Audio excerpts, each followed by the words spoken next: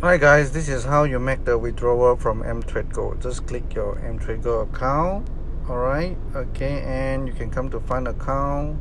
Okay, and please key in your amount you want to withdraw, and the amount must less than the cash balance or equivalent to the cash balance showing here.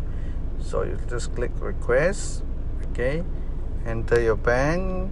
For example, here I'm using Citibank.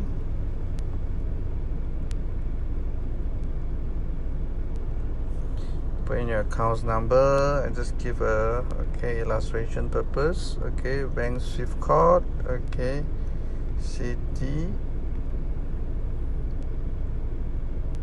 MYKL. Correspondent bank Citi in US. Citi.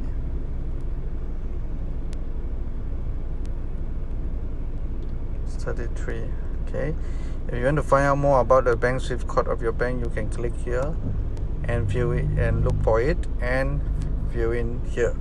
Alright, next, and log into the client portal, choose the transfers and pay and click withdrawal and key in the details above. Alright, that's it.